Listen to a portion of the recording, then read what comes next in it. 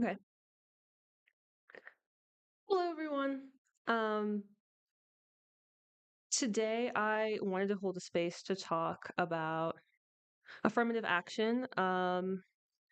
This is going to be another space where I still haven't figured out how to do the simultaneous streaming of the audio from Twitter Spaces to YouTube as well. So I'm not going to be taking speakers, but I do want to answer questions, and hopefully you guys can also talk to each other in the chat if you want to do that.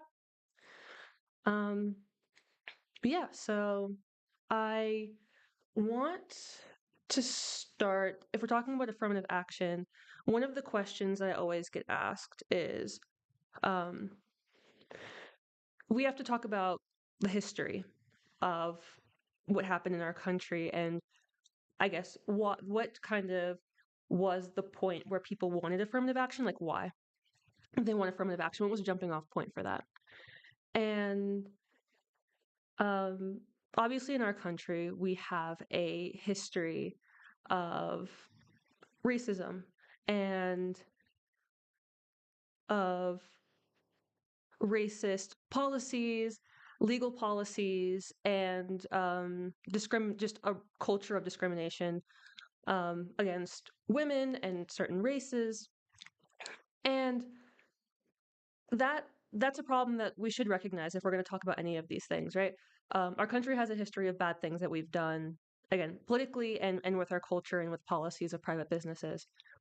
And so affirmative action, and I guess it's kind of a broad term because there's a few different ways that affirmative action affected things, but people who advocated for affirmative action recognized a real problem, the racism and the bigotry that we had in our country.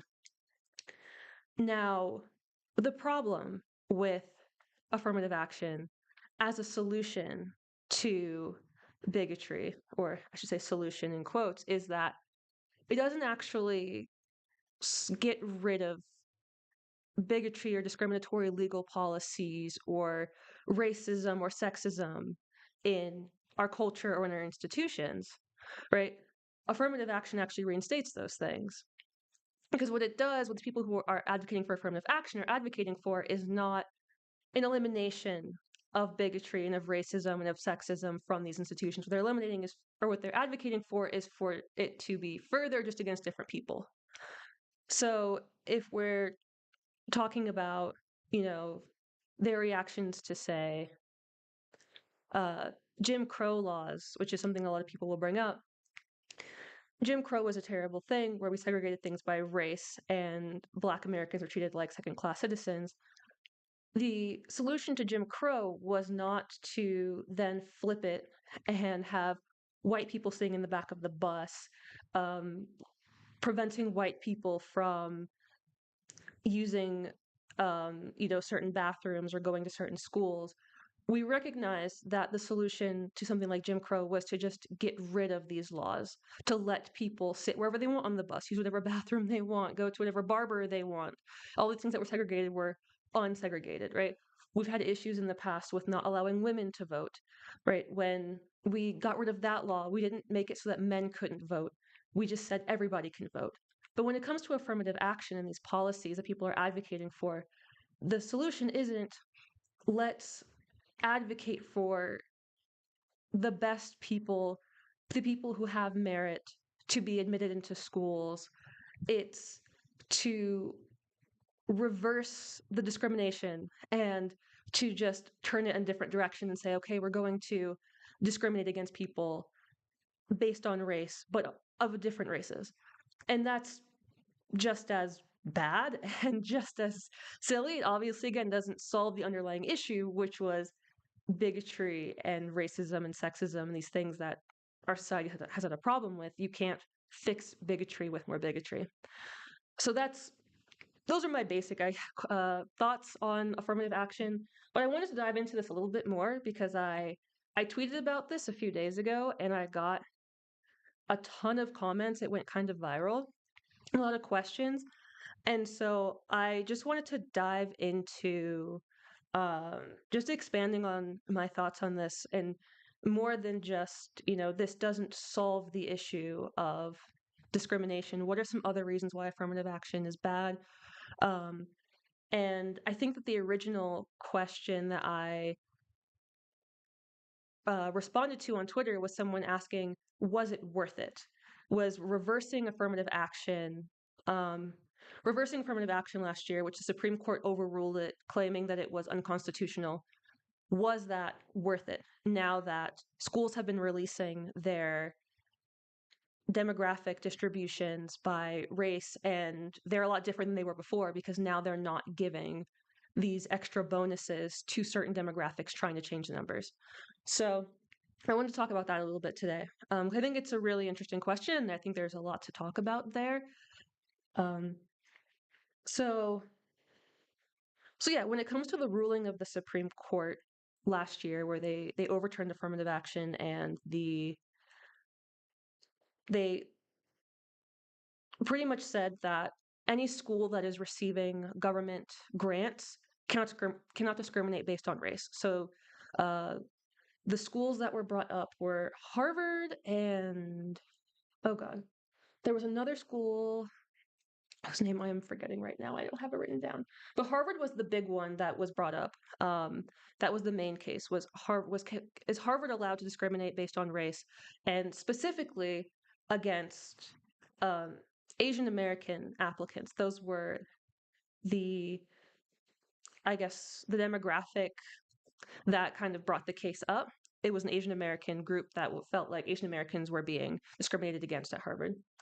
And yeah, what the Supreme Court ruled was that in our country, we have this thing called the 14th Amendment, and the 14th Amendment means that everyone has equal protection under the law. You cannot discriminate, the government cannot discriminate against people really for any reason, but especially about race. And so it was ruled that was unconstitutional for Harvard, since it accepts money from the US government, large amounts of money in terms of grants. They cannot discriminate based on race. And I 100% agree with this ruling. I think that's correct. The government should not be discriminating based on race. I mean, first, let me say that I don't believe that the government should be involved in education at all.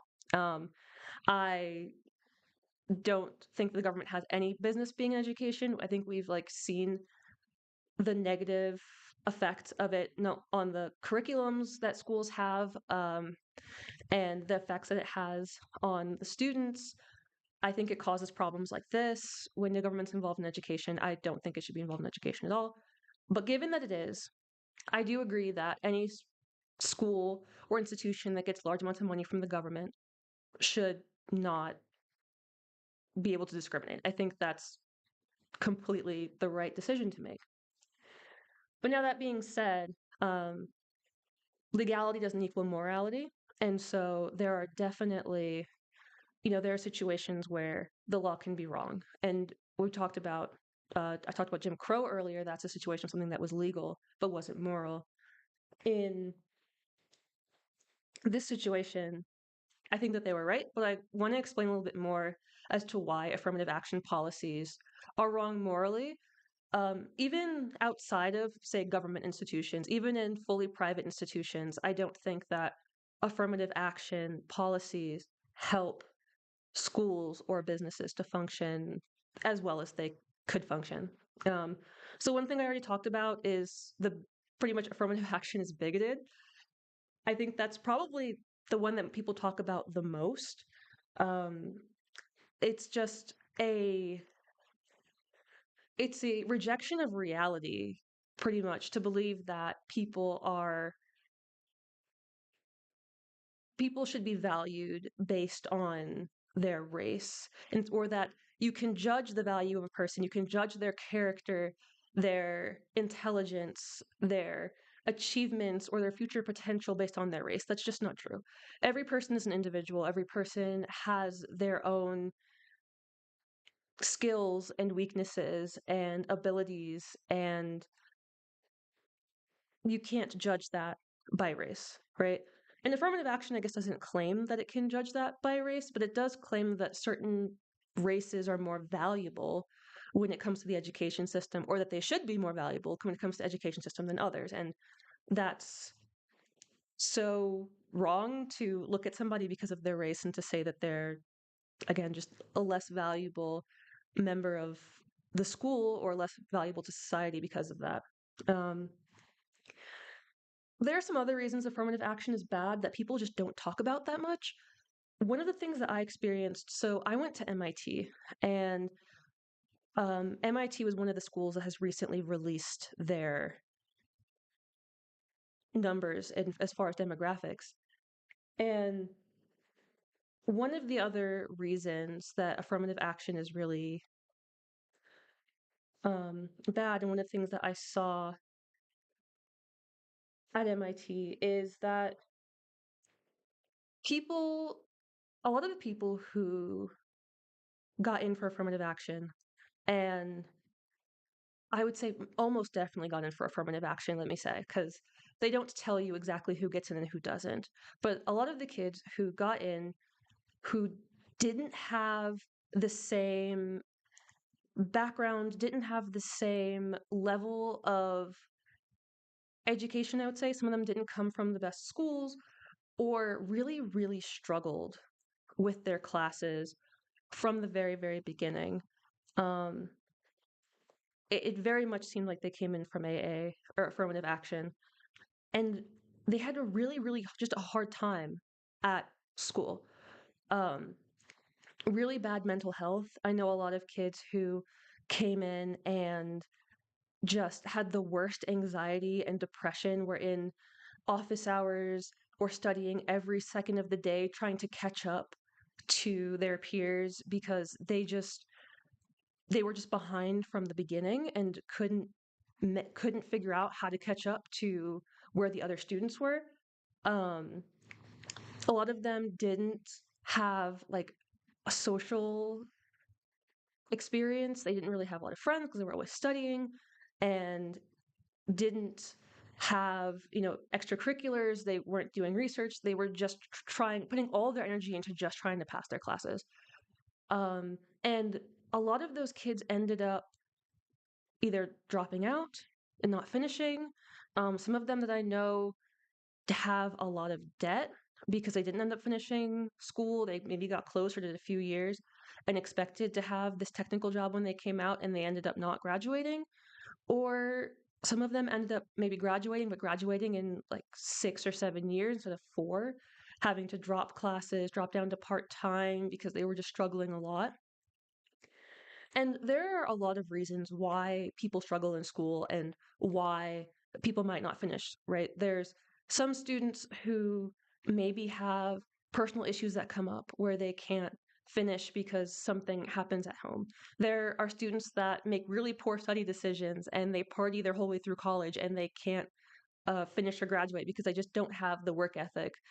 Even though some of them have good test scores on paper, they get into college and they go crazy and then they don't end up graduating. But the kids that I'm talking about were ones that were just, they wanted to be there. It was just so incredibly hard for them. And a lot of them, yeah, they didn't have the same classes or grades or test scores that some of the kids who did really well at MIT did. And so I think those kids were really set up to fail from the beginning when it came to AA and, or I should say affirmative action. People are going to think I'm talking about like Alcoholics Anonymous or something. Um, but when it came to affirmative action, um, it it really did set up those kids to fail. And MIT and a lot of these schools will go ahead and talk about, they'll brag about their demographics, they'll brag about how they have so many people of what different races at their schools. But when you look at the graduation rates, um, students, like studies have shown that students who get in through AA don't, they they have a lower graduation rate and lower like happiness when they're in university because they struggle the whole way through.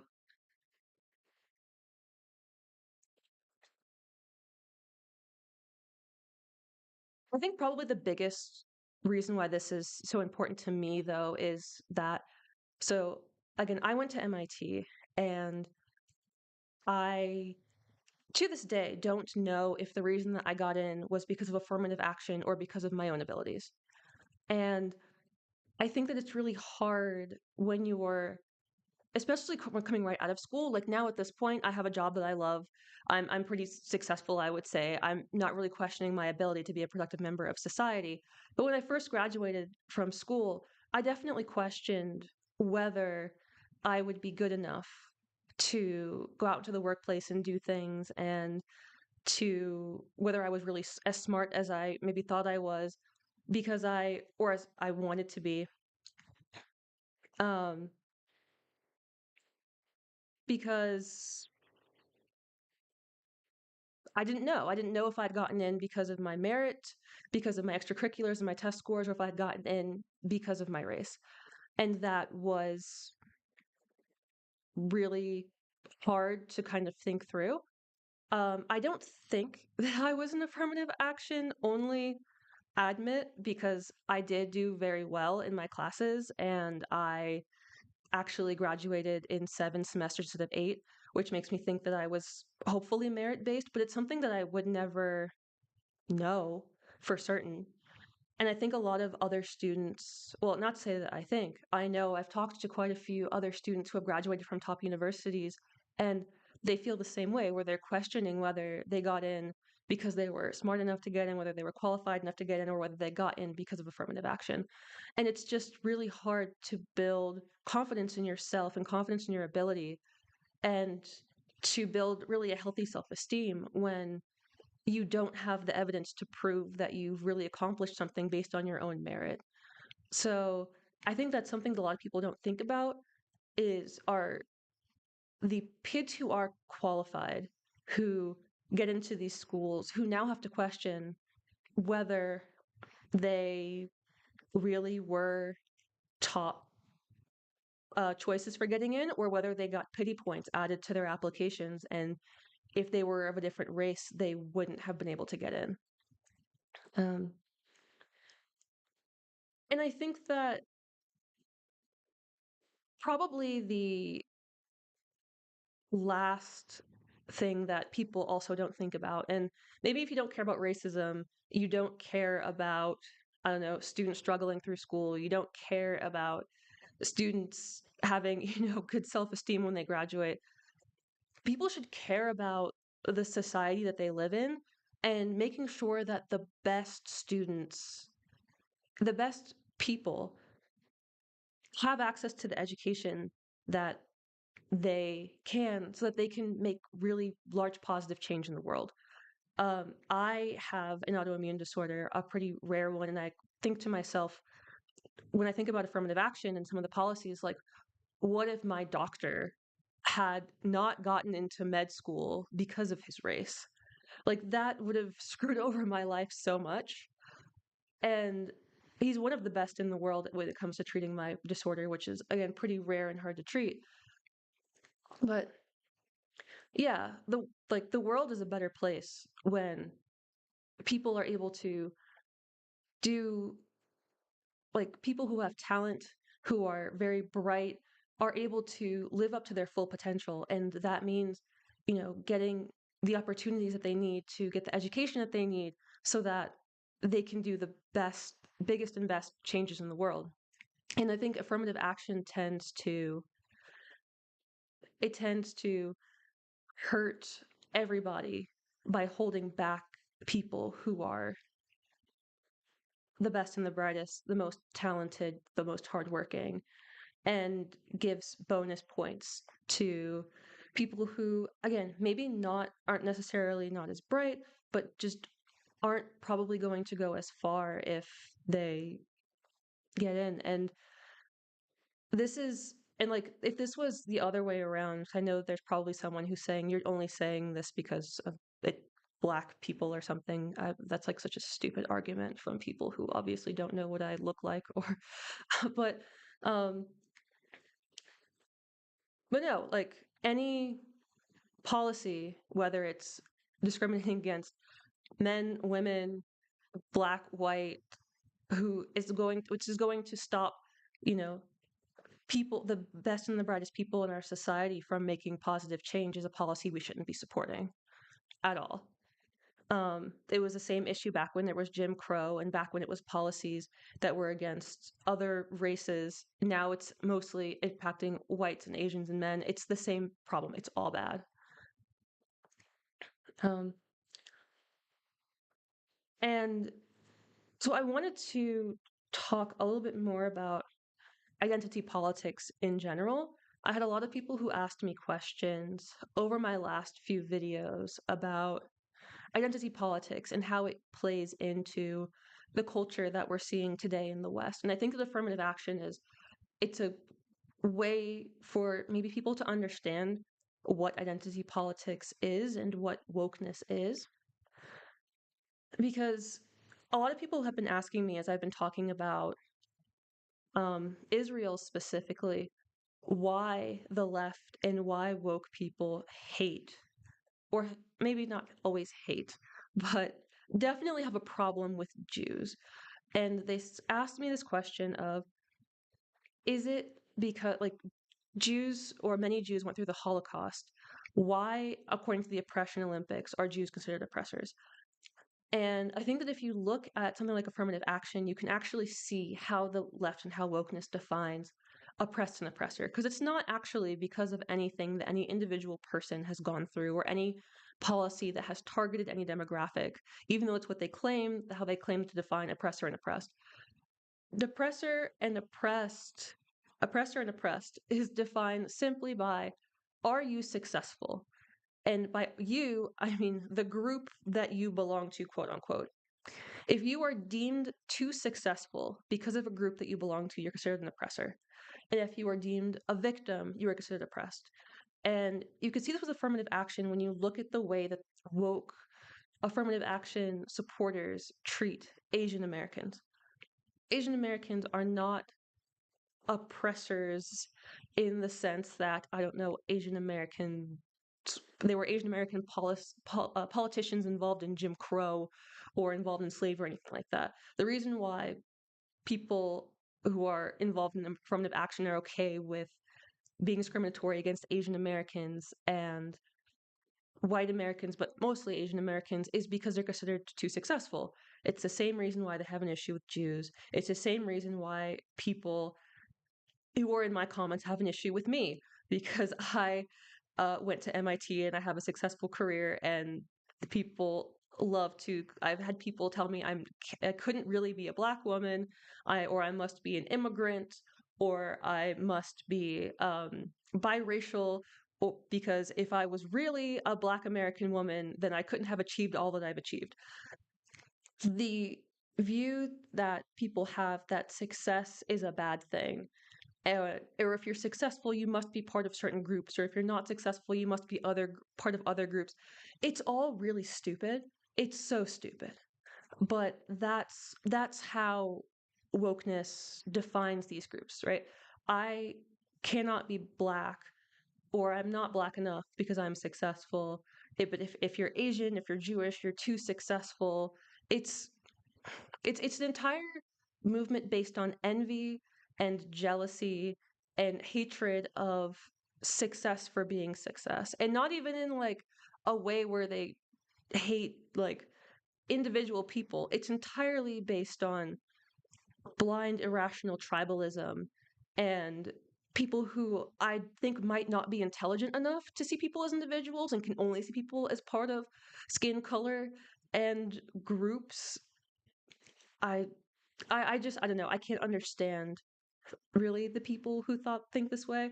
Even when I was really woke, I don't I was never like so bad as to hate like Jewish people and Asians and stuff like that. That's stupid. Um, okay, I'm gonna look at the chat a little bit. Um,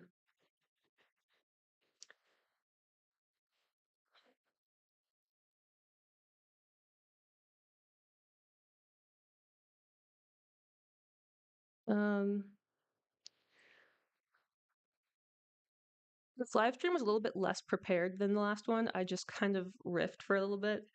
Um, So I don't know. You can let me know if you like this format better or the last one, or if you were here on the last one, where I kind of reacted to videos and it was a little bit more uh, structured. Okay, so on Twitter, I'm not seeing any questions. Let's go over to YouTube.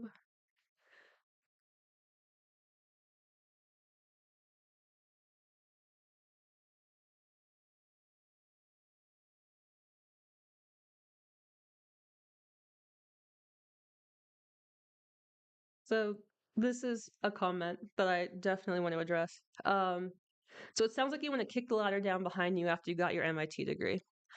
Um, this is such a stupid comment. I'm not going to apologize, whoever put this in here. No, that's a ridiculous statement. Um, there are bad things that happen, and I can't control every bad thing that happens. But what I can do is advocate for a better future. I think that the idea that trying to right a wrong that has happened in our society is kicking down the ladder behind me is like saying that white people who, I don't know, marched against Jim Crow laws and for the civil rights movement were kicking down the ladder behind them because it meant that, now black people are going to be allowed to do things they weren't allowed to do. You're going to make it harder for white people. No, that's fucking stupid. I'm sorry. No, I'm not sorry. That's stupid. That's a crazy thing to think. Like, no, there is no situation in where doing the right thing is kicking the ladder behind you, and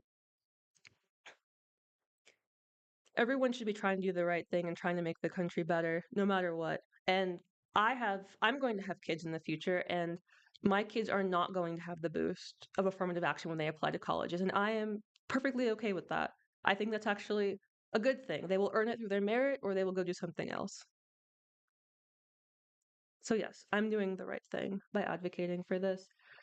And let's look if there's any more questions. Harvard's Jewish Alumni Association stated that Harvard aims to reduce its Jewish population to reflect the percentage of Jews in the general population. What do you make of that? Again, it's stupid. Like the idea that an application that is Jewish is less valuable than an application of anybody else of any other race is it's these are people who are irrational. These are people who don't understand or who are refusing to understand that individual people bring individual things to a university, to a class, to anything. There is there is no reason why somebody is less valuable or should be discriminated against based on their race, whether it's because they're Jewish or any other immutable characteristic. And in the end, it's just going to hurt these schools in the long run because, again, because they're missing out on the best and brightest on people that they could potentially have. So, discriminating against somebody who is otherwise qualified and would make a really great candidate because they're Jewish, because they're black, because they're white, because they're a woman or a man, it's all silly.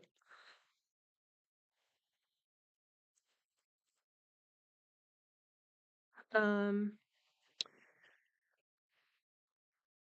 all right.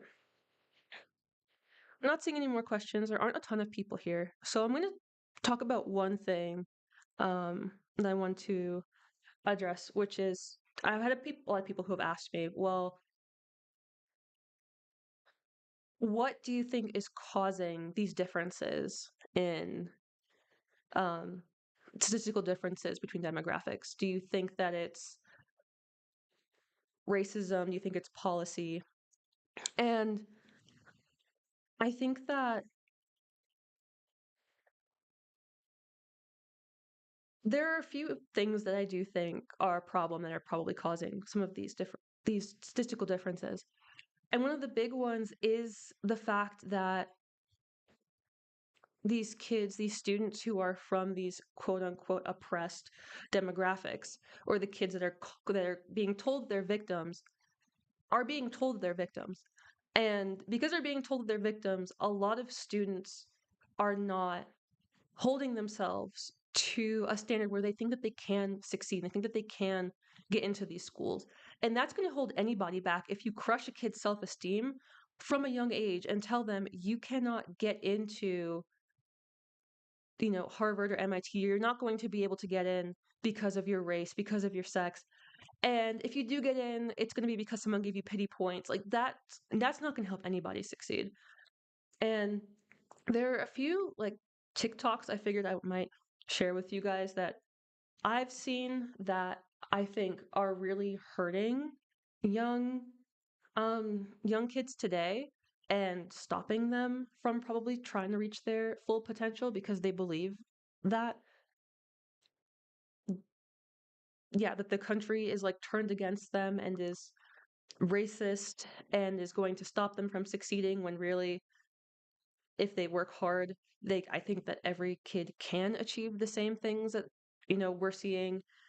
Well, not every kid can achieve the same things. Every kid's individual. They have their own circumstances and things. But I think that a large majority of the kids who are being told that they are victims are being held back by that mentality.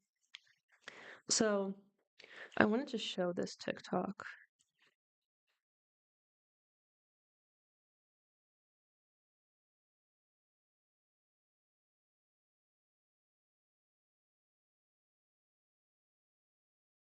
Being on time is white supremacy, because what are they always on time to do? Oppress. I'm always going to be 10 to 15 minutes late because that's the correct time, according to my people, according to the ones who move with the earth, not with the devil.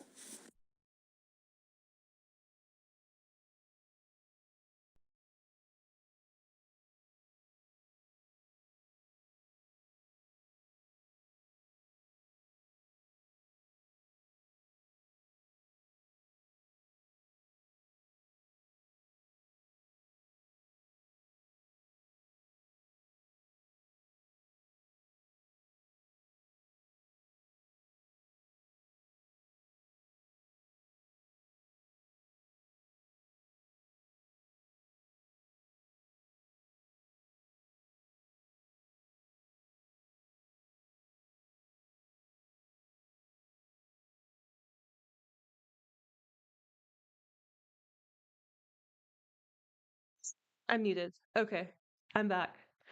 Um, Hopefully I'm back now.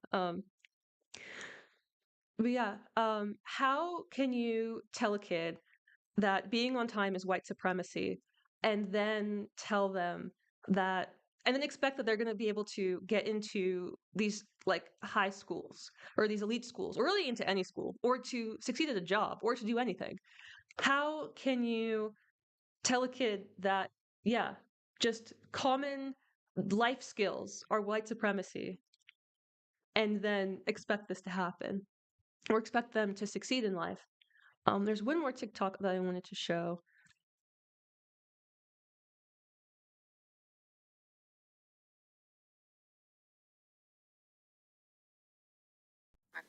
When a Black or African American child says to their teacher, "Teacher, can I ask you a question?" And the immediate response being from the teacher with a sense of superiority based in white racial superiority, often with our 84% white female teachers, the response being, "That's not how we say ask. We say ask. Ask isn't a word."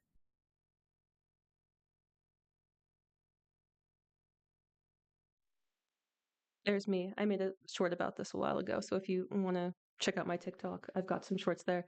If you couldn't hear, because actually the volume was a little bit low on that one, that clip was from a meeting um, at a school board meeting where they were talking about how students who say "ax" instead of "ask" shouldn't be corrected because correcting a student's grammar is rooted in white supremacy.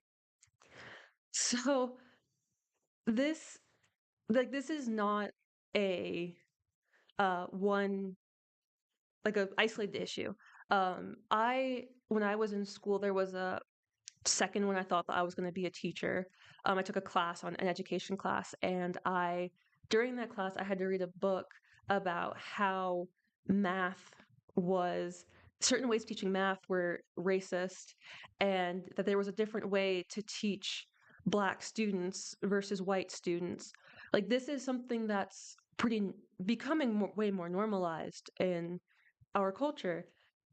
And that is definitely one of the big reasons why we're seeing differences when it comes to outcome. If you're holding kids to different standards in the education system because of their race, and you are telling them that they're victims, and you're telling them that the things that your incorrect grammar, your incorrect way of doing math, your being late to class are all somehow, I don't know, inherent to your race, then we're going to see negative outcomes when it comes to demographics where this message is pushed down their throats. And so I think that part of, if we want to help kids, and all kids, not kids of a certain race or a certain demographic, be better, first thing we need to stop is telling kids that they're victims, telling kids that they can't succeed because of their race, telling kids things like your bad habits and these things that you are doing wrong in school are actually innate to some part of who you are. And if you try to fix them, you're going to lose part of, I don't know, your identity. That's not how we fix things, right? So the solution to the education system and the fact that we have, maybe kids who are not as well prepared for college as they could be, it starts with fixing education system lower down and giving kids the best opportunity from the time that they're younger by telling them, work hard, be on time, study math the correct way, study English the correct way, not enabling bad habits and then claiming that it's because it's racism. The real racism is, I'm sure that most of you have heard this term, but the bigotry of low expectations. It's the expectation that there is no way to improve your life or to get better at something because of your race, because you're Black, because you're a woman, because you're insert quote unquote oppressed demographic. Like, that's the issue, and that's the thing that we need to fix.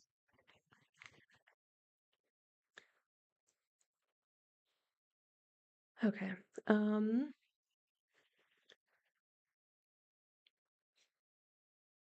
I wish I had like um, a better way of doing the looking through the comments, but it's just me in my house with my laptop, so I've got to go through and read them. So I'm not seeing a lot of comments I'm not seeing any comments on YouTube, so I'm going to go to Twitter. So I see someone on Twitter who has requested to speak. I'm not going to accept speakers on this stream because I'm also streaming to YouTube, and I don't know how to have you heard on both. So I am going to be looking at the comments though. Um, so if you have a question or something that you want to put in the comments, go ahead. What are my thoughts on Coleman Hughes? I'm actually not sure if I know who that is. Um, So if you could link me to, I don't know if this is something he wrote or I can look into it. Unless I am not, unless it's someone I do know and I'm just forgetting the name. But I don't, that name doesn't sound familiar. Um,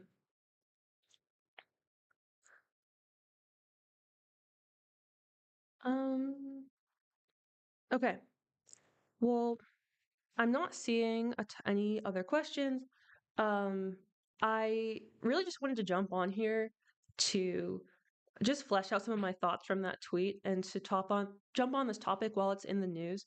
I think that it's a topic that gets talked about every once in a while. Um, but I feel like people don't tackle all of the issues that come up with affirmative action and really how it's linked to some of the bigger cultural issues that we're seeing, the bigotry of low expectations and the oppression Olympics. So I wanted to, yeah, just give my thoughts on that. Oh, and I see another question. Um, What are my thoughts on intergenerational trauma? Um, so the term intergenerational trauma seems to, oh, someone asked me something that I missed. Okay, I'll look at it in a second. Intergenerational trauma seems to be um a term that packages a lot of different ideas together. So on one hand, the idea that you can like inherit trauma from like biologically is not a thing, right? If my mom gets into a car accident and then has me as a kid, I cannot inherit car accident trauma from my mom. So that's not a thing. What is a thing though is like parents talking to their kids about things that they've been through and kids internalizing the ideas and emotions of their parents. And I've seen this, um, well, from experience with family members that I have who went through, say, Jim Crow civil rights type stuff, who then talked to younger family members of mine who believe that Jim Crow stuff is still happening today, or that the world today is the same as it was back in the civil rights or pre-civil rights era because they've heard stories from the older like members of my family. And that can be a real thing. You can definitely traumatize your kid, or I guess not traumatize in the same way, but you can put ideas into your kid's head and kind of morph and shape the way that they view the world through telling them stories about things that you've been through. Um, but I do think that in that sense, even it's not trauma. And a lot of times it's not based in, a kid actually experiencing something. If a kid actually experiences something, then that's their trauma. That's not them inheriting trauma from their parents. Um, am I sure? Yes, I'm sure that I cannot inherit a car accident trauma from my mom, but I'm sure that my mom can tell me about car accidents and make me scared of cars. So, yeah, um, intergenerational trauma isn't. You can experience, like, I can experience the same thing. If my mom and I are in the car together and we both get into an accident, then we can both have trauma from the car accident. But I can't biologically inherit trauma from my mom. Okay, somebody asked me something up here. Uh, do you, hi, I would like to know what do you as an Israel supporter think of celebrities who support Palestine and against Israel? I really used to like Melanie Martinez. What do you think of her? I don't know who Melanie Martinez is. Um, I don't know if that's a TikToker. Oh wait, that sounds like a TikToker name. Um, or maybe not. I don't know. Um, what do I think of Israel's celebrities who used to or who support uh, Palestine now? I think that it really is up to you to determine, how you go about these things. Like, well, let me say, I don't really respect anyone who is like pro Hamas.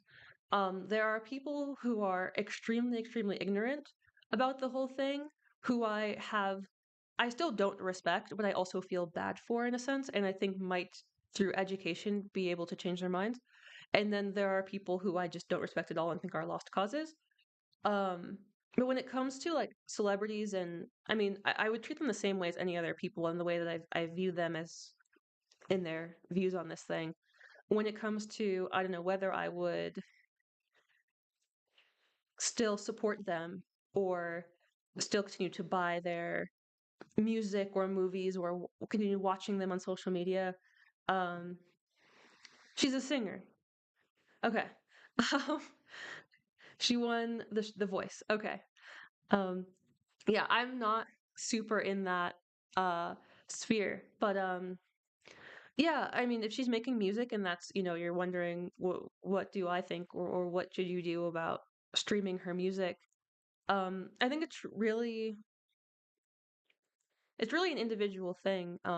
I've definitely stopped following creators and uh, supporting celebrities where it has become a large part of their career. In some cases, when they've maybe put up one Instagram post and don't seem to be that invested in it, I've just kind of ignored it. Um, but I think that it really depends on the comfort of, you know, you and what you want to do. I know that's not really like much of an answer.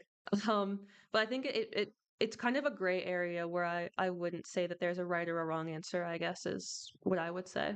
Because if you're getting value from a person and what they're doing besides and you're not, listening to them for their views on the topic, then I think it's really up to you as to whether there is still value um in gaining the other things that made you like this person in the first place, versus, not supporting them. Um, I don't know if this is relevant to the video, but what are your thoughts on JFK Jr. supporting Trump? I haven't really been in that realm lately. I've heard a little bit about it. Um, but I never really followed or not JFK, RFK. I never really followed RFK kind of from the beginning. I was never really a fan of his. I'm not necessarily surprised, but I haven't been following it closely enough to have really strong thoughts on whether that's a good thing or a bad thing in the long run. Um, Again, I'm sorry, I know that's not really helpful, but um,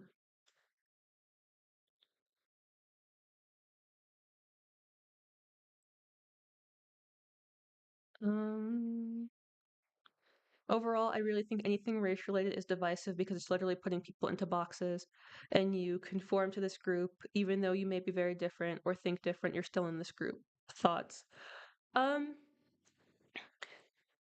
I have gone back and forth questioning whether I think race is even like a real or useful like concept.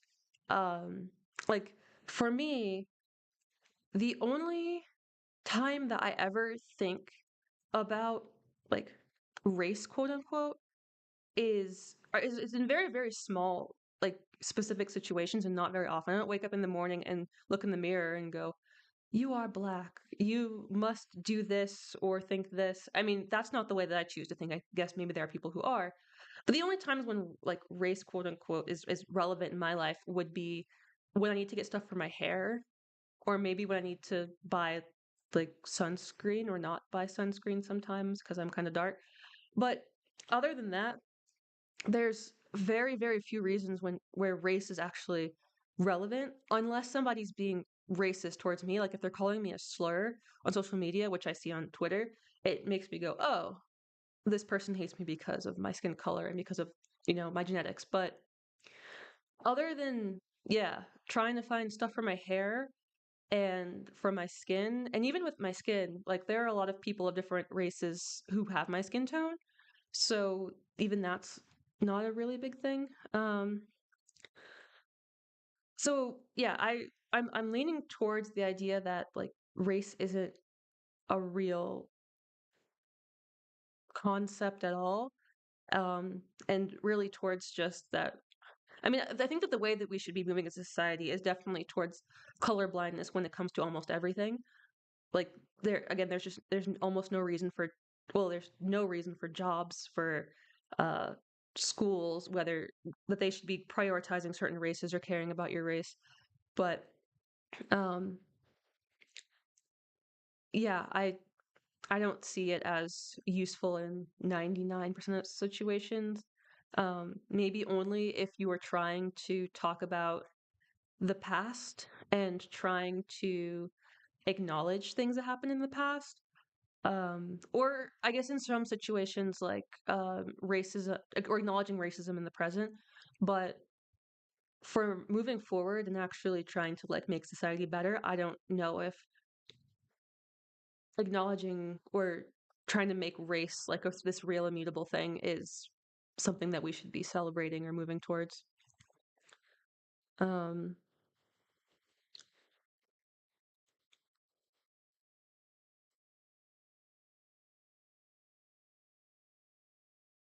Let me see. Okay, I don't see any other questions. So, okay, we're almost out of an hour. So I think I'm gonna call it here. Um, this was a small group, but well, this was a small group, but thank you guys so much for joining and listening to my little rant about affirmative action. Again, I just wanted to talk about this because I feel like not enough people talk about it in this way, and I wanted to get my thoughts out there. So thank you guys. If you're following me or subscribed, thank you for following and subscribing. If you're not, um, if you do that, I would love it. And we could keep talking about these things. I could keep reading your comments. I'm going to be doing live streams every Monday at 5 p.m. Um, 5 p.m. Pacific time. So, yeah. So if you want to hear more from me, then I'll see you next week. But thank you guys.